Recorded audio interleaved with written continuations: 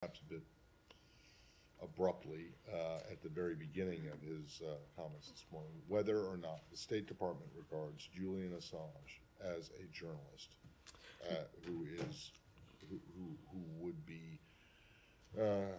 covered by the ideas embodied in World Press Freedom Day.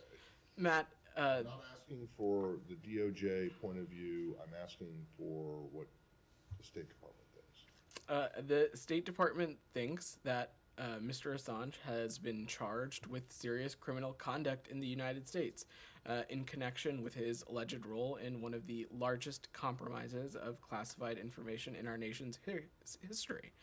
His actions risked serious harm to U.S. national security, to the benefit of our adversaries. It put named human sources to grave and imminent risk and risk of serious physical harm and arbitrary detention. So it does not matter how we categorize any person, but this is we view this as something he's been charged with serious criminal conduct.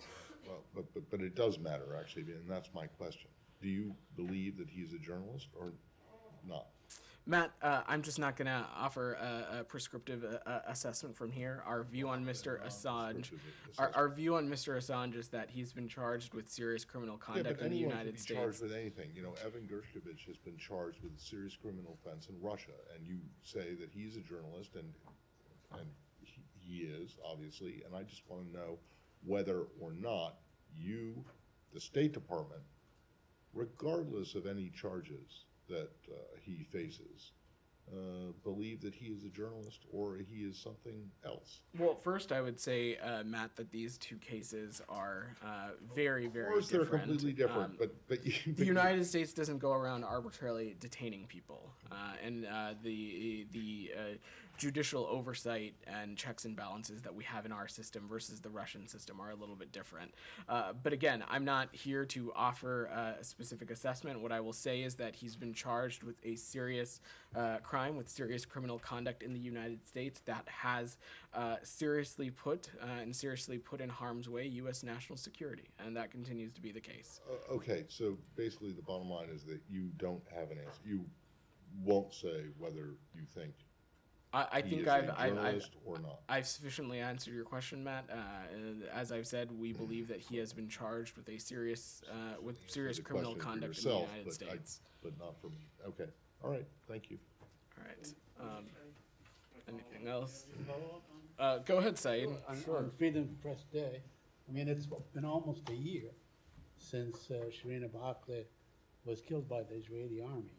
And yesterday, apparently, a call by Senator Chris Van Hollen onto you guys that there was a new report by the security coordinator that was sent to Secretary Blinken. First of all, can you share any information about that with us, if there is any, and is there anything new in this report, or is there any reason why it should not be released? Saeed, let me say a couple of things. First, you've heard us say this before. We condemn the tragic killing of Shireen Abu Akleh, and our hearts remain with her family. As you know, Secretary Blinken has had the opportunity to speak to her family before and continue to extend our personal sympathies to them. As you all know, Shireen was not only a U.S. citizen, but a reporter who had earned the respective audiences around the world, including many, almost all, I assume, in this room. As it relates to this reporting, Saeed, I've seen it. I don't have any additional assessment to offer. I've not seen this report. My understanding is that the U.S. Security Coordinator has not changed the same conclusion that was released last summer, that we released when we put out a statement about this, which is that IDF gunfire was likely the reason, unintentionally, but again, I don't have any additional updates or assessments to offer on this report. Was ever held accountable? And I don't believe that. Do you expect anyone to be held accountable? Saeed, as we noted in our statement about this last summer, was that our findings that are consistent with the U.S. security coordinators is that this was unintentional and due to incredibly tragic circumstances. And so what we continue to raise with our Israeli partners and with others around the world is ensuring what we can do to take appropriate steps to ensure that when it comes to rules of engagement, that civilians, reporters, members of the media just trying to do their job are not placed in harm's way. Just for the record, today, as we speak, there are 16 Palestinian journalists that are in prison without any charges. Do you call on the Israelis to let them go so they can go about doing their jobs? Saeed, we have been very clear about the need for journalists to not be arbitrarily detained and to be able to do their job. I'm not aware of these specific cases or reports, but we have been clear and consistent about this. Myra. Just on that, based on the answer that you're giving to Saeed, you're saying this wasn't intentional, our investigation found, and you're saying we're engaging with our Israeli partners about rules of engagement. That all almost sounds like you're saying you're sorry for what happened to Shireen, but you're moving on and you're engaging with Israeli partners so that this wouldn't happen again. I had not heard anything about U.S. pursuing accountability for her. Can you tell me if I'm wrong, or can you elaborate? Myra, we have been very clear and consistent about first condemning the tragic killing of Shireen, but also when both the U.S.'s report as well as the IDF's report last summer went public, we have spoken consistently about the need and the call for accountability in this case, and we continue to do so. However, as is consistent from the IDF's finding as well as the finding of the U.S. security coordinator, is that this was not intentional. It was a tragic due to very tragic circumstances. So yes, we continue to seek accountability for Shireen. So Let me finish. how? And that is one of the ways in which we are doing so, in ensuring that when it comes to rules of engagement, we're working on those issues in concert and in partnership with our Israeli counterparts to ensure that civilians and journalists and members of the media are not put in harm's way. These are all things that we have said before consistently. Yes, these are things you've said before, so I'm wondering if you're doing anything actively to seek accountability from the Israeli side for Shireen's killing. Like, not for rules of engagement sounds like it's something to deter and prevent this happening again. But I mean, are you able to say, is there an active effort of U.S. seeking accountability from Israel on her case? There is an active effort, and since Shireen's tragic death, we have continued to press Israel to closely review its policies and practices on rules of engagement and consider additional steps to mitigate risk of civilian harm and protect journalists. The Department of Defense, in the immediate following of, not immediate, but in the months following Shireen's death, underscored the need to improve its own assessments and practices to ensure civilian harm mitigation. So this is something that we continue to pursue and push directly with our counterparts in Israel, but also in other parts of the world where journalists often are found in harm's way. I've got a couple of things on China, but I'll let others too. Okay. Alex, go ahead. Thanks, man. But one more question on the press freedom. In light of the Press Freedom Day, did the embassy in Moscow today attempt to meet with Evan in jail? Alex, we have continuously, since Evan's detention, called for the Russian Federation to offer consistent consular access, consistent and regular consular access that is in line with the Russian Federation's consular convention with us, and that continues to be the case, and we'll continue to raise that directly. Including today, have you guys reached out to Russian? I don't have a specific, I'm not going to offer a specific engagement, but consular access continues to be one of the things we continue to push for, not just in Evan's case, but also the case for Paul Whelan. We continue to call for both of them to be released, and that continues to be our operating procedure on this. Is the U.S. government thinking about some legal action against Russian foreign ministry for rejecting their rights. Alex, we continue to have a number of tools at our disposal to hold the Russian Federation accountable. As you saw us last week take action in designating the FSB and the IRGC-IO in relation to their arbitrary and wrongful detention of American citizens. So specifically, through the auspices of the Levinson Act and through the executive order that President Biden signed, we continue to have tools at our disposal, but I'm not going to speculate or preview potential actions from here. Camilla, I'm going to work the room a little, Alex. I got a couple. Can we come back to them later? Sure. Camilla, go ahead. Press Freedom Day. I know you mentioned Austin Tice yesterday. Wall Street Journal is reporting that there are U.S. negotiators who've been in touch with Syrian government officials and couched this as a renewed effort to engage with Syrian officials on trying to secure his release. Do you have anything further to add from what you said yesterday? I'm certainly not going to get into the specifics, Camilla, but I will reiterate what you heard President Biden speak and talk about pretty clearly on Saturday night, which is that we are engaging extensively to try and get Austin home because of Austin's work as a journalist and his immense efforts to uncover and show the world the truth of what war can look like. He has been locked up in Syria for more than 11 years now. We have pursued every channel we can to seek his safe return to his family, and will continue to do so. And that includes discussing the case with a number of countries in the region, and we will continue working this until we're able to get his safe return to the United States. Nick, go ahead. Anything more on the reported drone strike on the Kremlin? The secretary said anything coming out of the Kremlin should be taken with a shaker of salt. I was wondering if you had any more fidelity on what did or didn't happen. Well, I would echo what Secretary Blinken said this morning. We are aware of these reports, but unable to confirm the authenticity of this. But also, as the Secretary said, I would take anything coming from the Kremlin and the Russian Federation with a shaker of salt. But throughout this, it's important to remember a couple things, Nick. First, Russia invaded Ukraine. It did so unprovoked. They started this war, and they could end it today if they pulled their troops out. Number two, Russia continues to fire missiles and drones at Ukraine every week. And they have done so and targeted scores of Ukrainians, including children, and they have been targeted places like hospitals, apartment buildings, and we have been very clear that we're going to continue to support Ukraine as it defends itself from Russia's invasion on this. Kylie, go ahead.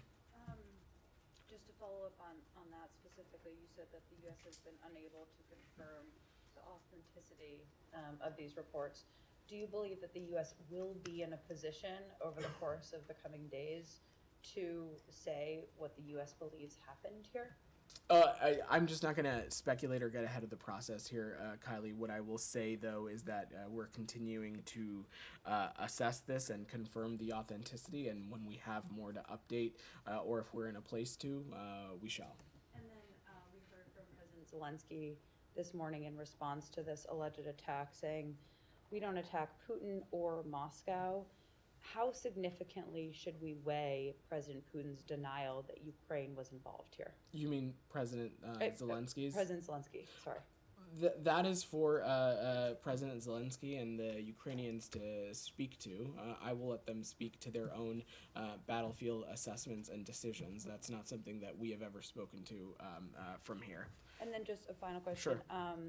From the White House podium earlier like a few minutes ago, we heard the press secretary talk about the U.S. not providing capabilities for the Ukrainians to strike inside Ukraine or encouraging the Ukrainians to strike inside Ukraine. So going forward, if there are further Ukrainian strikes inside of Russia, should we expect that could somehow impact continued U.S. support for Ukraine? What I will say, Kylie, is that we have been pretty clear and consistent throughout this that we'll continue to support our Ukrainian partners for as long as it takes. In fact, we as recently as last week announced another presidential drawdown, and we will continue to do so. But that being said, I think it's also really important to take a step back. I don't want to speculate about the authenticity of this, but we also have been clear and consistent, as you said, that about not encouraging or enabling the Ukrainians to strike beyond its borders. Gita. In Afghanistan, Vedant, do you have a readout from the Doha conference?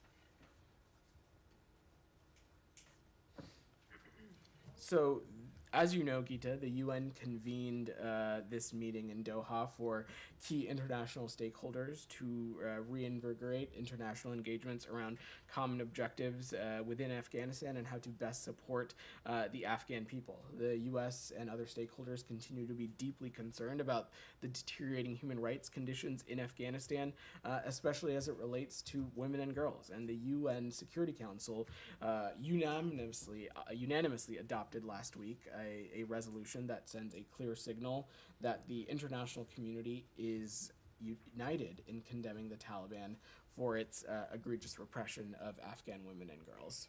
So any decisions on how to go forward to bring the Taliban in line? And Well, the envoys representing their various capitals discussed a variety of shared concerns, specifically the presence of terrorist organizations, the lack of inclusivity, which importantly includes human rights, the sheer concern that when more than 50% of Afghanistan's population is being left out of participating in the economy, left out of participating in education, that it is tough to see a credible path forward for the country. So this is something that, of course, this department and key leaders within this department are going to continue to remain deeply engaged on. Raquel, welcome to the briefing room, by the way. Thank you so much. It's good to be here, Vedant. So the federal police in Brazil raided this morning former President Bolsonaro's home. They are investigating if Bolsonaro used fake vaccination card to travel to the United States. So can you tell us if the former president had to present any kind of vaccination proof in the US while he was not on an official visit? What I will say, Raquel, is that visa records are confidential, so I'm just not going to get into discussing specific cases. What I can say is that at that time in history, there was a requirement of being vaccinated to enter the United States, in addition to whatever appropriate paperwork and documentation is needed to enter the United States, but I won't say anything more than that, and of course the CDC can speak to you about the various cadences of vaccination requirements that have existed in relation to entering the country. Can you say if the American authorities will work or are helping the Brazilian police in this investigation, and if there is any concern that Bolsonaro committed a crime here if he was not vaccinated and showing around when he was here for 90 days his fake vaccination card? I'm just not going to speculate or get into the specifics of an investigation that's ongoing in another country, and I don't have anything additional to Did the add on that. Brazilians ask for help in this investigation? Again, not that I'm aware of or anything that I can speak to from here, but if we have anything additional to offer, we'll let you know. Leon, go ahead. I would have pursued that, but I don't think it'll advance us very much. I want to speak about Haiti. The UN rights chief today, Volker Turk, said Haiti is basically dangling over an abyss. The Secretary General also recently had comments basically saying Haiti is going to pieces. As you know, been talk about potential force or doing things, but we haven't seen really any movement whatsoever since last fall. What are you specifically doing now, and with whom, to potentially do something about the situation in Haiti? Leon, we remain deeply concerned about the spiraling violence and its impact in all aspects of life in Port-au-Prince.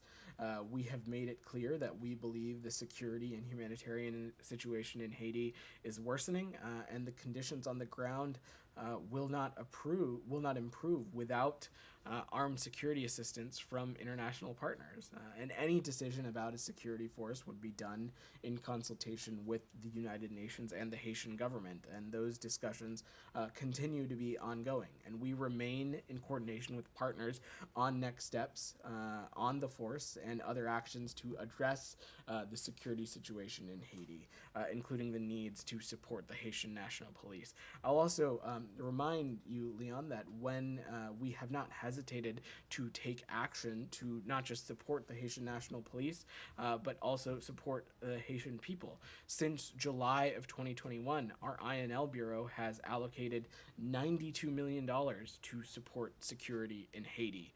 As of April 2023, INL has donated 40 patrol vehicles to the Haitian National Police, and we've delivered approximately 1,000 sets of protective equipment, 36,000 MREs, and you'll recall, Leon, last fall, in close coordination with our Canadian partners, we facilitated the delivery of vital security-related equipment to Port-au-Prince. So this is something that we've continued to engage on directly, and it's something we continue to work towards in coordination through multilateral auspices as well. Okay, I understand that, but as you said, these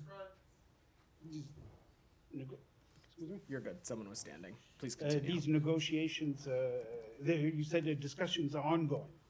So with whom exactly, and what is the sticking point? Because, or several sticking points, because these conversations have been ongoing since at least last October, I recall, with the sense of urgency at the time. And now we're 8 months later. Leon, I'm not going to get into the specifics of diplomatic negotiations and engagements, but these engagements continue to be ongoing. We have continued to do so through the UN. We have done so with partners in Haiti. You saw both President Biden and Secretary Blinken speak about this during their travels to Canada recently as well. So we continue to engage with this through appropriate allies and partners, through appropriate multilateral mechanisms, and that continues to be the case. I understand that very well, but since there hasn't been any real progress, what are the sticking points? What are the issues? Again, Leon, I'm just not going to get into our specific engagement. We have never read out specific diplomatic engagements from here as it relates to very sensitive conversations that we're having with partners in Haiti, partners in this specific case, partners in Haiti, partners through the UN, and other allies and partners as well. That's just not something I'm going to start doing from here. Michelle. Yeah, on Syria, Vedant. Sure. Do you have any comments on the Iranian president visit to Damascus today? What I would say is that the Iranian regime and the Assad regime continuing to deepen their ties should be of great concern to not just our allies and partners and countries in the region, but also the world broadly. These are two regimes that have continued to partake in malign, destabilizing activities, not just in their immediate countries, but also in the region broadly. We continue to believe, Michelle, that we will not normalize relations with the Assad regime, and we do not support others normalizing with Damascus either. And we've made this abundantly clear to our partners. The U.S. believes that a political solution that is outlined in UN Security Council Resolution 2254 is the only viable solution to this conflict in Syria. And was that your reaction to the statement made by Arab countries regarding a peaceful solution in Syria? We have conveyed our concerns about the May 1 meeting in Jordan to Jordan and others. And although we don't agree with that the Assad regime merited this kind of statement, we note that Jordan and others have incorporated some of the United States' key priorities in this process. But I will reiterate again, we don't support normalization with Damascus, and we do not support others normalizing this as well. Could I just, a Syria refugee question. It's been reported that Syrians in Lebanon go into hiding, have gone into hiding because of an anti-refugee campaign. Now Lebanon has to endure a great deal of the refugee issues, and it has its own problems to contend with. So do you feel that maybe the time has come for the refugees to begin going home? I mean, would you facilitate with Syrian refugees going back to their villages and towns and so on? The government, the Syrian government, says that the refugees are welcome to come back. Saeed, we are still looking into these specific reports, but what I will note is that all refugees and all displaced persons should be treated humanely, and anyone detained should be afforded all applicable legal protections. And any refugee returns to Syria should be voluntary, they should be safe, they should be dignified. The conditions in Syria today do not allow for such returns, and we have been very clear about this with our foreign partners, including our partners in Lebanon. Sorry, can I just say, 2254? Yeah. What year was that passed? I will have to double check the exact year. I'll tell you, Matt. it was 2015. That's what I was gonna. Like, what, Yes. 8 years ago? It's not years ago. Okay. Is there a question? Yeah, well, my question was, what year was it passed? 2015. Is there a question beyond that? Nope. Nope. All right. Nope. Again, always here for the Matt Lee history lessons. Go ahead. Thank you, Vedant. On Press Freedom Day, as you know, Bangladesh is struggling for freedom of expression, as British media Guardian reported yesterday. Media in fear, PM's people enemy attacks. And the government today, the senior minister, they told, as EU and United Nations and all rights group urging for revoking the DSA, Digital Security Act, and they are not willing to revoking this draconian act. So what is your comment about the press freedom situation in Bangladesh? Bangladesh is in the last position in the South Asia. So we have spoken a great deal previously about our concerns with this legislation. I don't have any new assessment to offer and would refer you to our previous comments on this. Go ahead in the back. Yeah, you. Thank you. So Deputy Secretary Sharma will lead Japanese Association of Family of Victims kidnapped by DPRK in this afternoon. And what do you think the family is still active and they are still visiting the United States for the first time in 4 years? I'm sorry, I didn't hear the first part of your question. If you could speak up. The Deputy Secretary Sharma, she is going to meet Japanese Association of Families of Victims kidnapped by DPRK this afternoon. Understood. So I don't have any specific readout to offer on this meeting, as it's my understanding is that it's not taken place yet. But what I will note is that the entirety of this department, including Deputy Secretary Sherman, continue to be deeply concerned about the human rights atrocities and violations that the DPRK partakes in, including the arbitrary detention and kidnapping of citizens. And so this is something that we'll continue to work in close concert with our allies and partners with, especially in the Indo-Pacific region, continue to work closely with the Republic of Korea and Japan itself. Deputy Secretary Sherman had the opportunity to engage with her counterparts from those two countries just a number of months ago, and so it's something that she will bring important perspective to. Thank you. Go ahead. The seizure of a second oil tanker in a week on Wednesday in the Gulf waters by Iran. Any comment on that? So this was reported earlier this morning, and the Department of Defense reported this as well, that the IRGC Navy seized a Panama flagged oil tanker, the Niobe, while it was transiting the Strait of Hormuz. This is the second time in the past week that Iran has seized a foreign flagged oil tanker while it transits international waters. This seizure follows Iran's seizure of the Advantage Suite, flagged in the Marshall Islands, and candidly, Iran's harassment of vessels and interference with navigational rights in regional and international waters are contrary to international law and disruptive to regional stability and security. We join the international community in calling the Iranian government and the Iranian Navy to immediately release the ship and its crew. Go ahead, Hib. Yeah. The first tanker was heading to the U.S. and we saw many attacks against U.S. troops. Vedant, do you think that the U.S. response to what Iran is doing in the region is equivalent to what they are doing? I mean, is it efficient? Well, let me say a couple of things. We continue to have a number of tools at our disposal to hold the Iranian regime accountable. And as recently as last week, we have not hesitated to use those tools, and we will continue to take action. When it comes to holding the malign Iranian regime accountable, we'll continue to take steps to do whatever we can to protect the security of our allies and partners in the region, protect the security of the United States and its service members, and we continue to have a number of tools at our disposal. Go ahead in the back. Thank you. Two questions. One about Armenian-Azerbaijani dialogue happening these days in Washington. Sure. In Arlington, Virginia, actually. Do you have any more updates on this? And the second quick question about Turkey shutting down its airspace for Armenian airplanes. This creates major issues for Armenia's economy and freedom of movement because Armenia is already a landlocked country. It suffers double blockade actually from Turkey and Azerbaijan. So airspace is very important.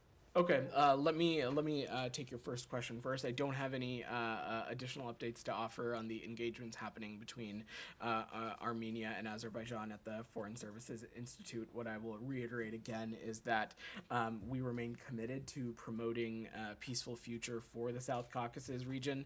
We believe that direct dialogue is key to reaching a lasting peace, and we believe that that is possible between these two countries. As I said, Secretary Blinken had the opportunity to join the opening plenary session as well as welcome the foreign ministers for a dinner the evening before. Senior advisor for Caucasus negotiations, Lubano, continues to be deeply engaged on this process, but I don't want to get ahead of the process as it's ongoing. On your second question, the U.S. strongly supports Armenia-Turkey normalization, which we believe would be important for not just these two countries, but helpful for stability across the region.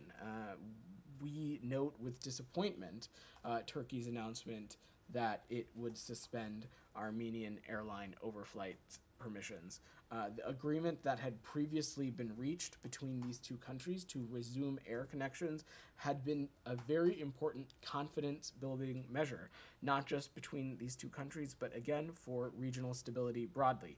And it's our sincere hope that Turkey and Armenia can continue to rebuild economic ties and open transportation links as well. Kylie, go ahead. About something that Ambassador Burns said yesterday on China. He said, we are ready to talk with China pretty clearly, but then he also went on to say that he's told his counterparts that Blinken will visit China when conditions are appropriate. So I'm just a little confused. Is the U.S. ready to talk with China now, or do things need to change for conditions to be appropriate? And what are those conditions that need to change? So I'm not going to be prescriptive about these said conditions. This is something that the Secretary has spoken about quite clearly in the immediate aftermath of his trip getting rescheduled. We continue to believe that we want this trip to get rescheduled when conditions allow, and that continues to be the case. And we do have open lines of communication with the PRC, and we continue to engage on those. As you all are quite familiar, the Secretary had the opportunity to have a direct engagement with one of his counterparts on the margins of the Munich Security Conference, and we continue to engage, and we continue to engage appropriately with the PRC. The important thing to remember is that this is a relationship that the international community expects us to manage responsibly. There are a number of issues between the bilateral relationship of the United States and the PRC that are of immense importance to the entire world, whether that be addressing the challenges of the climate crisis, whether that be economic issues as the sheer amount of trade volume that flows between the Taiwan Strait. So the demand signal from the world is that this relationship be managed responsibly, and the United States is continuing to do that, and will continue to have those open lines of communication through Ambassador Burns, through the Secretary, and through many others. So just to be clear, at this point, the conditions do not allow still for the Secretary to visit China. I don't have a trip to announce, Kylie. I'm not going to offer a moment in time metric or assessment. We continue to work towards rescheduling this trip when conditions allow. Got it. And then just one more question on U.S. China relations. Ambassador Burns also said there haven't been substantive talks with China on the issue of fentanyl. I'm wondering about another issue, Americans wrongfully detained in China. Have there been substantive talks between the U.S. and China on that topic in recent months? I'm not going to specifically read out the conversations that have taken place between U.S. and PRC officials through our bilateral relationship, but what I will say is that Secretary Blinken and others at this department have no higher priority than the safety and security of American citizens abroad, especially those who are wrongfully detained, and it's something that we engage in and raise with countries directly around the world, including the PRC. Just to follow up on that, is there... Your colleague has a question. Yeah, can I just ask on Kylie's question? Yeah. Is there a proposal from the U.S. side that is on the table with the Chinese about the detained Americans? I'm just not going to get into specifics of how we engage on releasing wrongfully detained American citizens or the specifics of our diplomatic engagements. You guys do say that there is a proposal with Russia on Paul Whelan. So I'm just wondering if there is any active talks, active communication with the Chinese, because, I mean, the families were very hopeful about Secretary Blinken's trip, and then that got canceled. We don't know when it's going to be rescheduled. He made some comments about this today. We're just trying to get an understanding of where all of that left the effort, the U.S. effort with China on the topic of detained Americans there. So are there active talks with them? Let me say a couple of things. First, just because we talk about one case, in the case of Paul Whelan, we've been very clear about there being an offer on the table with the Russian Federation, and the Russian Federation should take it. That does not color or influence or is any indicator of where things stand with other cases. Each wrongfully detained American citizen is of utmost importance to us, and it's something that this administration is pursuing tirelessly, from President Biden, from Secretary Blinken, from Ambassador Carstens, and others. So I don't have a specific update or assessment to offer you. We have raised the case of wrongfully detained Americans as often and as frequently as we can, including in our dialogue with the PRC. And the final thing is they're actually in town, the campaign with the families, they're in town and doing certain events. And there was a meeting at State yesterday, but why hasn't the Secretary met with them? The Secretary engages with the families of wrongfully detained American citizens regularly. He does so with wrongfully detained families of citizens who are wrongfully detained all across the world. I don't have specifics to offer on the Secretary's schedule. I know he had the opportunity to briefly connect with some of these families, but it's something that we also do so regularly at regular intervals. This is something that is utmost importance to Secretary Blinken. Go ahead. Thank you.